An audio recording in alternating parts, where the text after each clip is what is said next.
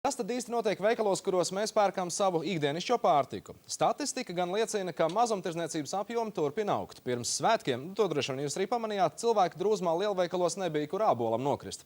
Vai tiešām ir tā, ka tirgotājus krīze itin nemaz neskar? Tomēr ir zīmes, kas liecina, ka viss nebūtu nav tik labi, kā izskatās. Šonadēļ konkurences padome ļāva apvienoties IKEA un Nelda veikalu tīkliem. Paši tirgotāji atzīst, ka tas nav viss no labas dzīves. Uldis Jaunzems pētīja, kā tad veikalniekiem ir gājis līdz šim un kāds solās būt krīzes gads. Zikmaņu un Poiša kungiem Mārupas pagastā pieder 3 nelieli veikaliņi. Šeit ikdienas iepērkas vairāki simti pircēju, tomēr apgrozījums sarūk ik gadu. Ziedu laikos šeit iepirkās būvnieki, bet tagad tikai apkārtējo māju iedzīvotāji. Konkurence esot liela galvenokārt cenu dēļ. Lielie veikali iepērkot preci lielos daudzumos spēj piedāvāt zemāku cenu. Sevišķi jūtam cilvēku mazākumu tādos svētkos, kā teiksim, Ziemassvētkos, jaunā gadā, Jāņos, ka principā visi cilvēki iet uz lielveikaliem. Tur, protams, lielāka izvēle, mums tāda izvēle nav. Šomēnes apgrozījums ir pat uz pusi mazāks. Saimnieki veikalu likvidēt negrasās, taču arī attīstībai un izaugsmai cerību nav. Tomēr tās sauktām piparu bodītēm savas priekšrocības ir. Visi pazīst jau, ir veikalu pārdevējs, pazīst visu personālu. Un vienmēr jau notiek tās savstarpējās sarunas konkrēti par doto preci, vai viņi ir labi, vai viņi tajā dienā ieteica pirkt, vai varbūt ne, varbūt šo preci nepērkat, vai varbūt. Tas konkrēti jau viss gandrīz pircēji ir zināmas vietas. 15 gadu laikā kopš 90. gadu sākuma veikali Latvijā ir pārvērtušies līdz nepazīšanai. Jau esam aizmirsuši par gastronomām, specializētiem zivju vai gaļas veikaliem, toties tagad gandrīz vai par kultūru jau kļuvis iepirkties lielos superveikalos. Pircēju lielveikalu priekšrocības raksturo īsi – lielāks sortiments un zemākas cenas. Mazie jau būtu jauki, pirmkārt viņi nav, un otrkārt ir izvēle daudz mazāka nekā lielveikalos. Tas ir iepērkaties lielveikalā? Parasti vienreiz nedēļā. Bet šodienas cilvēku apstākļiem, ka viņi tomēr to naudiņu skaita, un katrs tomēr skatās lielu daļu uz atlaidi, līdz ar to arī lielveikals izmanto to situāciju, ka cilvēks nopērk līdztekus kaut ko vēl. Tā viņš arī mazais veikaliņš mirst, un tā viņi nomirs viss pamazām.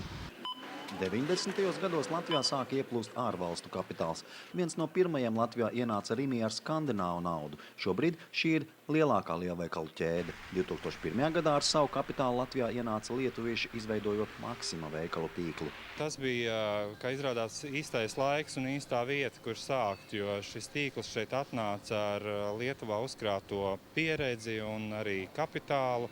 Turklāt vidē, kur lielveikali bija ļoti maz. Tāpēc arī notika ārkārtīgi strauja izaugsme, kad 7 gadu laikā tika atvērti, tagad ir 128 veikali kopsumā, kas, protams, ir ļoti liels skaitlis.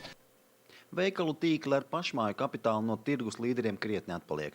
Mazie tirgotāji apvienojas kooperācijās. Tādas Latvijā ir 4 – Aibe, Vesko, Lats un Elvi. Katrai grupai ir ap 100 veikaliem. Izveidot veikalu tīklu šobrīd ir daudz grūtāk nekā pirms 10 gadiem. Vienkāršāk ir nopirkt jau strādājošu tīklu.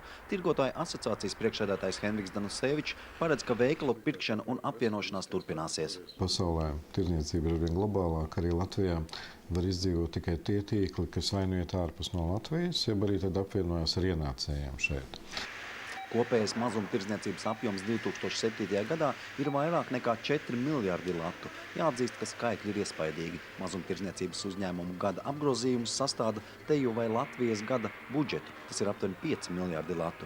Eksperti lēš, ka šie skaitļi atspoguļo līdzinējo dzīvošanu pāri saviem līdzekļiem. Turpmākās prognozes mazumtirdzniecībā ir samērā drūmas, jo līdz šim piedzīvotais bums ir parādījis, ka mēs esam tērējuši neatbilstoši saviem ienākumiem. Un tā vai savādāk mums būs jāsamazina šis patēriņš atbilstoši tam, ko ekonomika spēj ģenerēt. Sākoties ekonomiski smagam periodam, iedzīvotājiem jāsavelk jostas, jāsāk taupīt un ekonomēt.